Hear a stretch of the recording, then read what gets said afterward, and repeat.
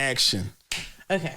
Island Cousin Zoolander. Wait, start with it open. Oh my gosh, there's so many rules. Because you're supposed to start with it open. Island Cousin Zoolander, take 1. Action.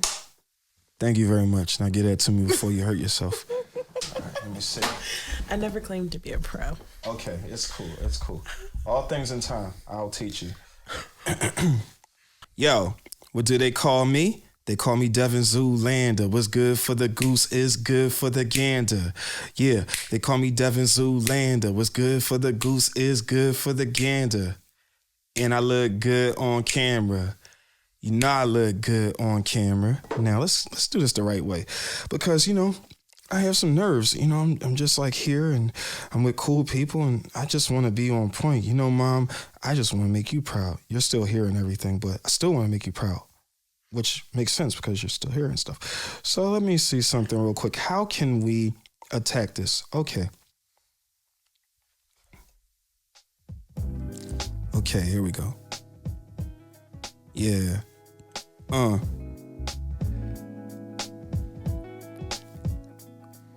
Yo, what's up? It's your homie, Devin Zoolander, coming all the way live from my domicile. And today is a very special day because we have with us a guest that I've had my eye on for quite some time. And if anyone is out there that is offended by me saying that, then I don't know what to tell you. All I can say is you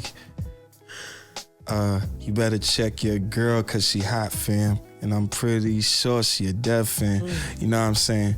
That's how it goes. So I ain't even gonna give them no more. Should've. Yeah, I mean, I could. All things in time I did.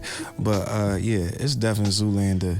And I'm sitting here with somebody that I had my eye on ever since I started following her. How did I start following her? Well, you don't need to know all that. Just say I'm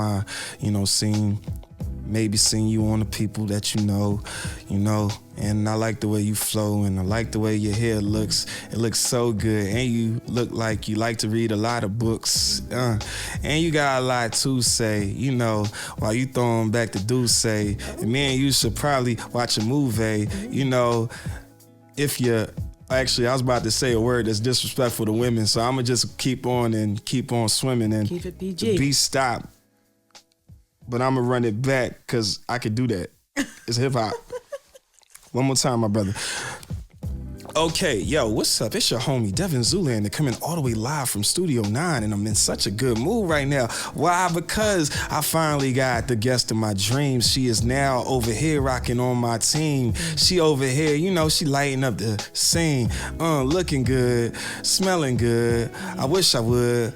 A nigga would get mad if I step too far, so I'ma get back and hop in my car, cause I don't wanna spar with you, my guy, cause I like to keep it so fly, and I'm skinny, even though the scale recently said I'm about 190, I used to be 150. I'm like, where the hell did the 40 pounds come from?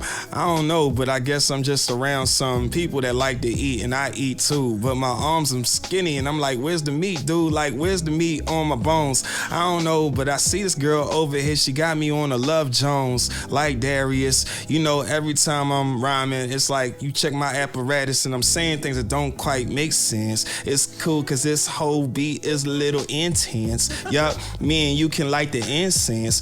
Yup, and the candles, and you look like you might be too hot to handle, but it's cool because when it comes to the handling you, I'm like Kyrie Irving. Got the ball on the string. Me, I'm gonna do my thing. Yeah, and you coming over here with the bling. Maybe it's in your hair. Maybe you got it from Hair Masters. Yup, me. I'm just such a freaking funny bastard over here.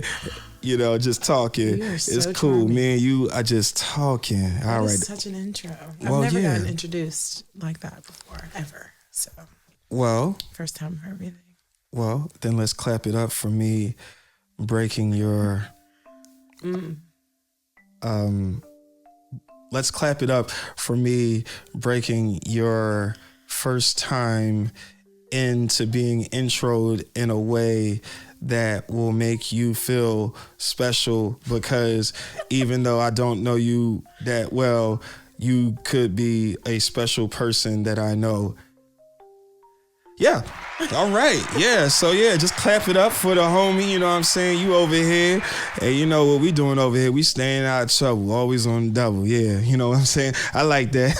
Stop it. Stop. All right. So my sister, how are you today? I'm fantastic. You are? Absolutely fantastic. You look fantastic. Thank you. Thank you. Yes, your face is beat to heaven. So That's who? far up. Yeah. So who did that? I did. You did it. I did it. 30 minutes. May I tell you? 30 minutes. So what's the normal makeup time? 30 minutes. That's all I got. Attention span for makeup. It's like, to look, transparency. When I go out, I sweat, you know? Because I get so into like making Instagram videos. I peep. Right. Yeah. It gets a little hot, you know? Yeah, I sweat. yeah. So I don't put too much time into makeup because by the end of the night, it's just gone anyway. Right. If they throw your shit on, then you know you gonna cut loose. You gonna dance. Right. Exactly. I feel you. Yeah. Well, that's really dope. It's really nice to have you here. Like I'm just so honored. I'm glad that we could make it fit with our schedules. Thank you. Yeah, you're a busy guy. Yeah. Super busy. Yeah. Like, who has time for me? You know. Well, it's cool. I'll make time for you. Thank you. Yeah. I appreciate it. Yeah. Thank you. No problem. All right. So what I want to do right now is I want to play. When I say play two truths and a lie, I don't mean I'm saying it too, because I've done this like 40 or 50 times. And it's like, come on. But for you, I would like for you to say two truths and a lie about yourself and not tell me which one is the lie and allow me to guess which one is the lie. Got it.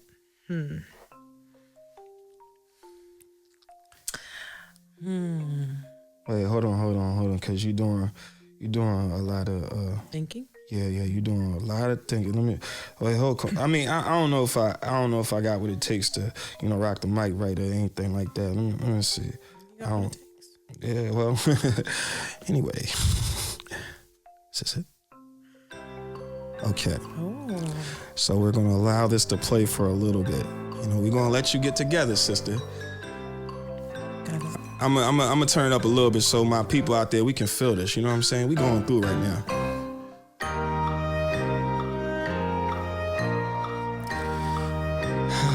Isn't it lovely? Don't worry, it's gonna stop soon. And I'm going to fade.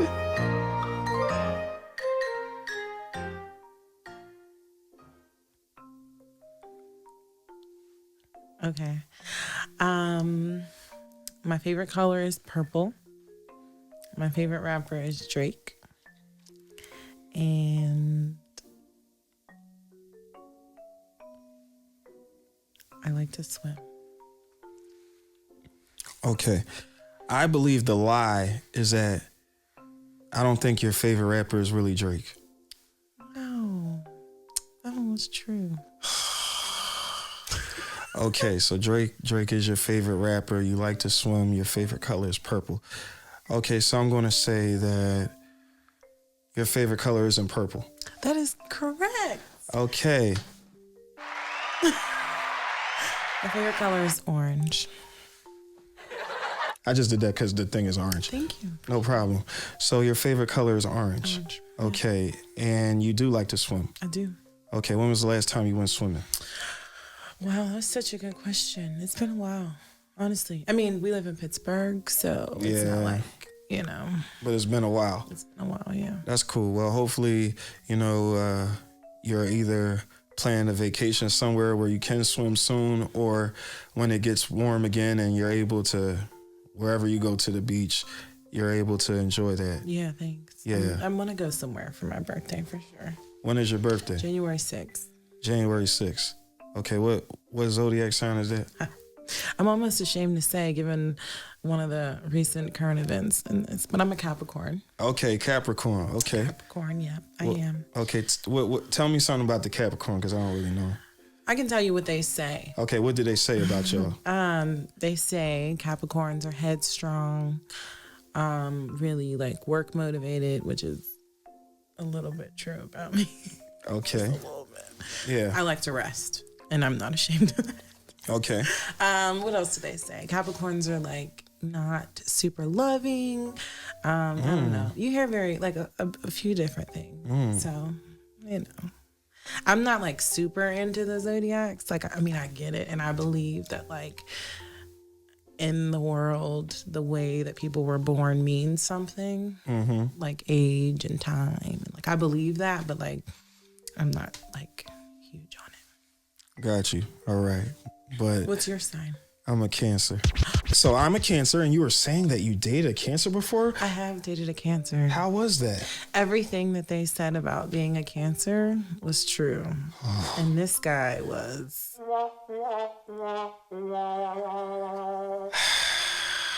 Shout out to all my Cancers out there. We gotta stay strong. We some hypersensitive crabs, but it's all good though. I mean, you know, there's a world out there that will appreciate us and that'll let us kind of work through Probably our bullshit Saturn. a little bit. Yeah, maybe so. But anyway, you know, well, I'm glad that you were able to move on from that gentleman, and hopefully he found happiness somewhere. Pray. Yeah. All right. So one of the reasons why I wanted to bring you on the show is because I noticed on one of your many IG stories, like you already admitted that you make. Love Instagram. I love Instagram too. Thanks, Instagram. Although I will say that what caught my eye was you were posting about a book that you were in the middle of reading, Yeah. and you happen to have that book on you today. Oh, yeah, I do. Okay, so let's talk about what the title of that book is and just give me some highlights about what's going on in this book. You want it? Okay, yeah. The pleasure is yours. Thank you. I was reading, it's called How to Do the Work by Dr. Nicole Lepra. She calls herself the holistic psychologist. So I think, what does it say on the front? Recognize your patterns, heal from your past, and create yourself. Yes. So like, I'm a book judger by its cover. You know, they always say never judge a book by its cover, but I absolutely do all the time. The covers drew you in. Yes. Actually, this book was recommended to me by someone whose opinion I value. I actually do. So he was like, you know, you got to read this book. We were talking about books. You have to read this one. I'm like, really? Telling me a little bit about it. I'm like, sure, like I'll do it. He actually took me to the bookstore and bought me that book. Well, it was super sweet, right? That is. Super nice. I'm like, wow, I have to like dive in and like really get into this book. And I have to feel like he felt about this book, right? And I was not impressed. I know. So I'm usually like a glass is half full type of girl. I'm not like someone who's like super negative. So I did read most of the book. Now it's about 300 pages, I want to say. I got to like 170. So I did give it like a great effort, about halfway. I think in the book she talks about connectedness, and if you connect your mind and your body and your soul, you'll be able to foster deeper, more authentic relationships. And all that sounds great. Like, it sounds good. It's, you know, something that everybody wants to do, especially now when we're so disconnected. They also talk about boundaries in the book, and like having and enforcing them may hurt or disappoint others, but like it's what's best for you. Great. Like everyone agrees. But I kind of think that the book was kind of shallow, you know? I think that, is it instruction, like, for just privileged white women? Like, there's a few things where she kind of, like, misses it. Like, it's like, hey, if you're sad, all you have to do is go do yoga, and, like, it'll make everything better. So it kind of, like, misses the mark, and, like, where it's packaged great. It has a good primer on mindfulness and other techniques that, like, are healthy adults should stick to. Like, it talks about gut health and how gut health affects your overall health, and like those are great things, great tips to give. But the idea of being a self-healer is valid, but it misses the mark for me a little bit, because although healing is self-motivated, you can't do it alone. I just don't believe that. I think that's an interesting perspective, because I think that we are ultimately responsible over our emotional state. We're responsible over managing it, because something outside of you might cause you to put you in that emotional state, but we're ultimately responsible for making sure that we can come out of that. Because, like, yes, something bad happened to you and it's horrible. He cheated. Something happened to a loved one. Something happened, right? And now you have to deal with it. However, even though it wasn't your fault that happened to you, it is your responsibility to move on from it. Correct. Yeah. So yeah. Yeah. So I mean, great idea. It probably did help someone somewhere. It just was probably a woman in Beverly Hills who's never really done anything. Right. And when you have certain things working in your favor, like white privilege, for example, then your lens of how to self-heal is supported by and large by a society that says white women are damsels in distress that need to be cared for. Right. Whereas people that are not white, particularly black women, it's more like, well, you're strong, you can handle it, good luck. Right. And I actually did some more research on her. I like to think about the books that I read and think about the message and who it's being delivered from. Because although some of the messages in there are fantastic and they're great and they were wrapped wonderfully, when I did research on the author and I found out that her and her wife or partner, were really into some shady shit. Okay. It's kind of like now the book makes sense. Like, it's like this woman is selling a dream. She's selling a story for profit and not really for mindfulness or the soul connection that she is packaged it to be. So, right. Well, let me ask you, since you brought up the author's background, I want to ask you, how much do you subscribe to the thinking, are you don't kill the messenger, or are you like separating the message from the messenger? Like, how do you view when you're receiving information from someone? Wow, that's a great question. That is like a really... Thank you. Yeah, that one kind of makes you think about it. I can't say that I am more of the right-sided thinker. Like, I kind of think that who the message is coming from is just important as the message being delivered. Right. So, I think I don't really separate the two when I think of it as a bigger picture, you know? So to build on what you're saying, I appreciate your honest answer, because what I'm thinking about is, I'll give you an example. Your mom tells you something about being an adult that she feels will help you to navigate whatever you're going through, whatever adult issue you're going through. And when she says it, you hear her, but it's always kind of like, you're kind of nagging me, you're being annoying. Right. I love you, but I really don't need you on that one. Right. But then let's just say a peer or a friend says that same message to you, and maybe you are more receptive to how the friend said it, even though the heart of the content of what they were saying is the same as what your mom said, but you heard it differently. So the only reason why I bring that up is because I feel where you're coming from as far as not separating the messenger from the message. However, I do think that it's interesting, because one more thing I'll give you an example of. I was watching an episode of Fresh Prince, and Will wanted Uncle Phil to invest in a rental property.